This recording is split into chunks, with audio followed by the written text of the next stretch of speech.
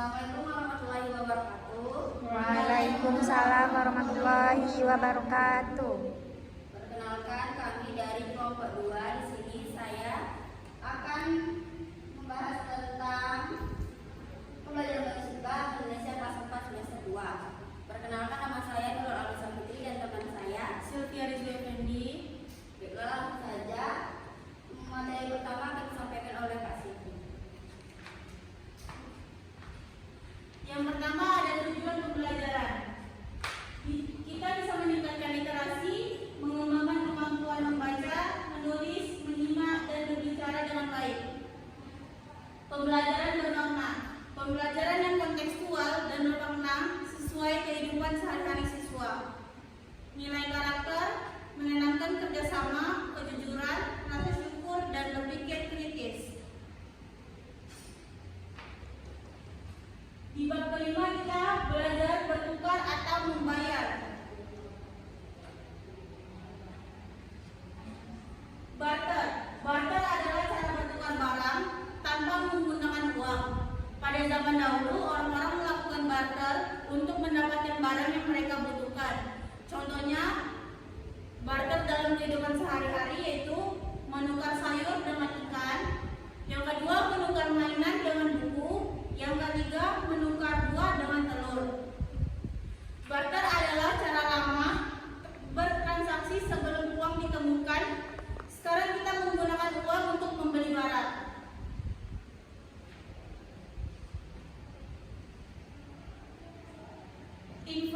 Infografik penyajian informasi.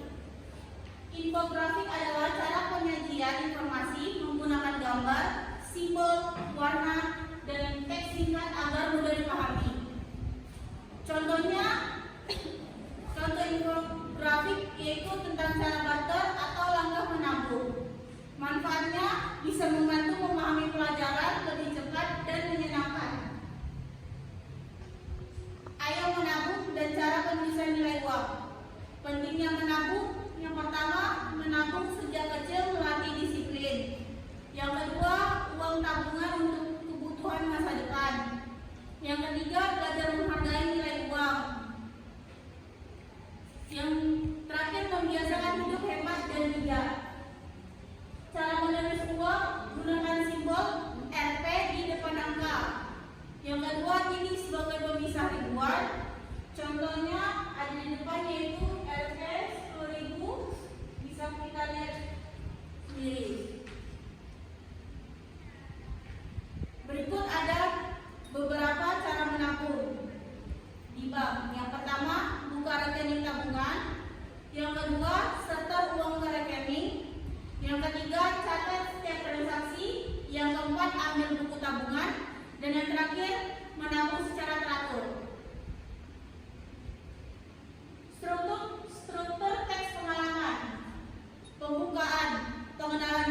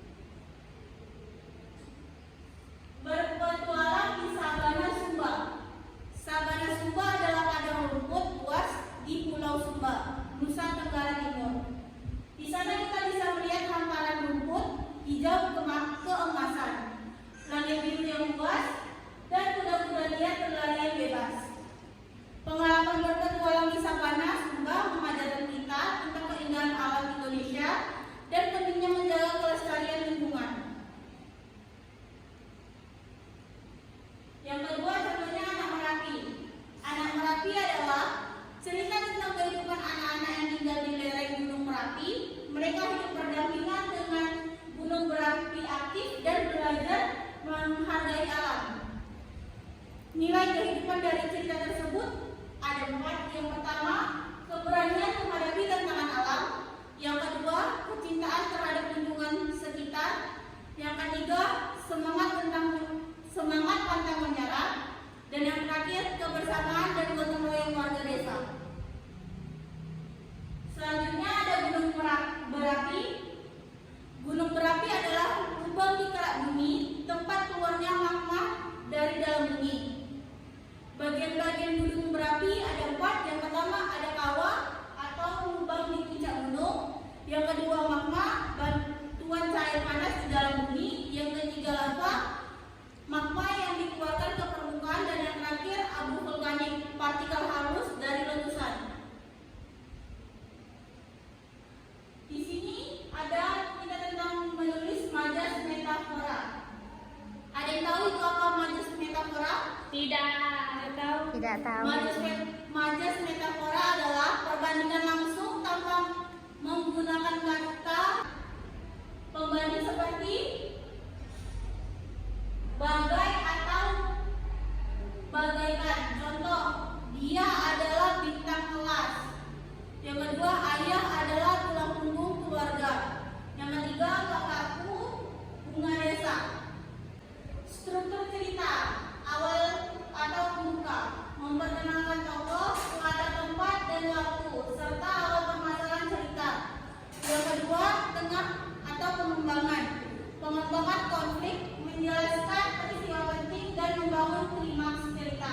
Terakhir, penutup, menyelesaikan masalah, memberikan kesimpulan dan pesan moral dari cerita. Laporan perjalanan. Laporan perjalanan adalah tulisan yang menceritakan pengalaman saat berkunjung ke suatu tempat. Adapun struktur pelaporannya, yang pertama tujuan, kemana dan mengapa pergi. Yang kedua, kegiatan, apa saja yang dilakukan. Yang ketiga, hasil pengalaman, apa yang dipelajari. Di sini ada penulisnya, yaitu tulis secara runtut dan jelas, gunakan bahasa yang mudah dipahami, dan yang terakhir, ceritakan hal yang menarik yang dialami. Baiklah, penjelasan selanjutnya akan dibahas oleh Aulia Sofi.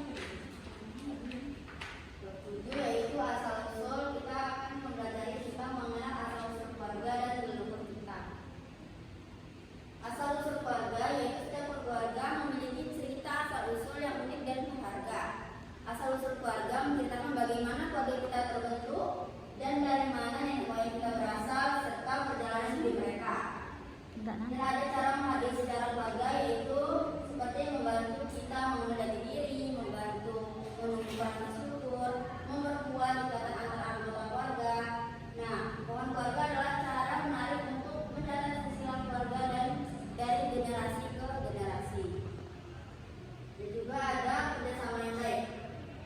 Nah, apa sih kerjasama? Yaitu kerjasama adalah kegiatan yang dilakukan bersama-sama untuk mencapai tujuan yang sama.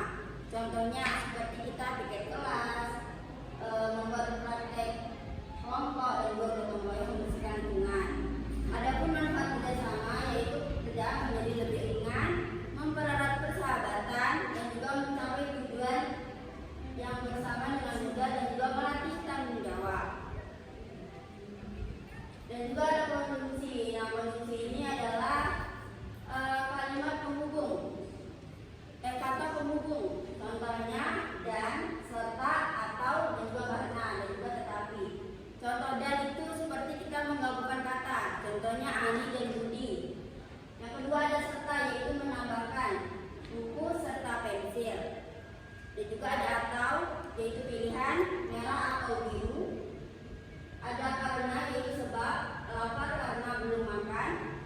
Dan juga ada tetapi, yaitu